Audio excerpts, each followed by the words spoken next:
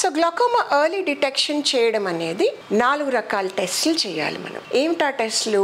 ఇందాక అనుకున్నట్టు ప్రెషర్ పెరుగుతుంది అని అనుకున్నాం కదా. సో కంట్లో ప్రెషర్ పెరగడం అనేది టోనోమెట్రీ అనేది చూడాలి మనం. టోనోమెట్రీ అంటే కంట్లో ప్రెషర్ పరీక్ష చేసే విధానం అన్నమాట. ఏంటంటే ఎలా చేస్తారంటే కంట్లో ఎనెస్థెటిక్ డ్రాప్స్ వేసి కన్ను మీద కొంచెం ప్రెషర్ పెడతారు. ఆ ప్రెషర్ పెట్టింది ఎంతవరకు దాన్ని కన్ను రెసిస్ట్ చేస్తుంది అన్న దాన్ని బట్టి ప్రెషర్ క్యాలిక్యులేట్ అవుతుంది. సెకండ్ టెస్ట్ ఏంటంటే కన్ను నరం పరీక్ష. ఇందాక నర్వ్ డ్యామేజ్ అవుతుంది అని అనుకున్నాం కదా. సో నరం పరీక్ష చేయాలి. సో ఆఫ్థల్మోస్కోపీతో నర్వ్ ఎలా ఉంది అనేది పరీక్ష చేస్తాం. సో కన్ను నరము కన్ను నుంచి బ్రెయిన్ కి ఎగ్జిట్ అయ్యే బయటకు వెళ్లే మార్గం దగ్గర nerve fibres, retinal nerve fibres ఎంత శాతం హెల్దీగా ఉన్నాయి, ఎంత శాతం డ్యామేజ్ అయింది అనేది చూస్తాం అన్నమాట. సో ఆఫ్థల్మోస్కోపీలో మనకి అర్థమవుతుంది సుమారుగా ఇంత డ్యామేజ్ అవుతుంది అనేది. సో 3 వంతులు మనకి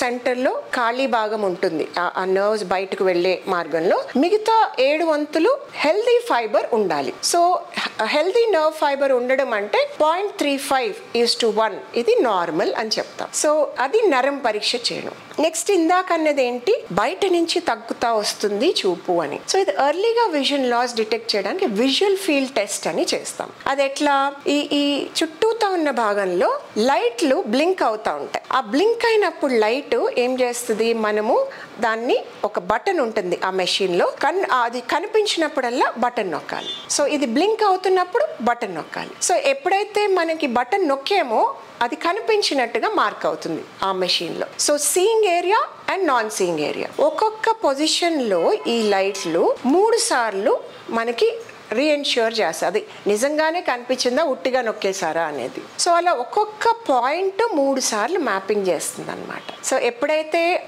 ఆ మెషిన్లో మనకి రిపోర్ట్లో బయట భాగం కనిపించట్లేదు అనేది డిటెక్షన్ వస్తే, ఆ టెస్ట్లో రిపోర్ట్ వస్తే అప్పుడు మనకి గ్లాకోమా స్టార్ట్ అయినట్టు అర్థం. సో ఈ విధంగా విజువల్ ఫీల్డ్ టెస్ట్ అనేది చేస్తాం.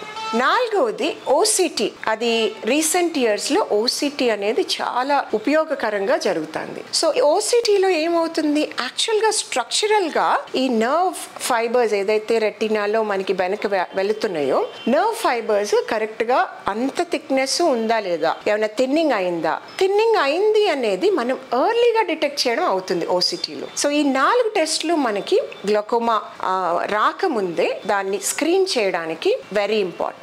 సో 40 years ఏజ్ తర్వాత వన్స్ ఎ ఇయర్ మనము ఈ స్క్రీనింగ్ చేయించుకుంటే దీనిలో ఏమన్నా మార్పులు కనిపిస్తే వెంటనే మనము గ్లాకోమా ఇవాల్యుయేషన్ ఇంకా డీటెయిల్గా చేసి గ్లాకోమా ట్రీట్మెంట్ మొదలు పెట్టాలి.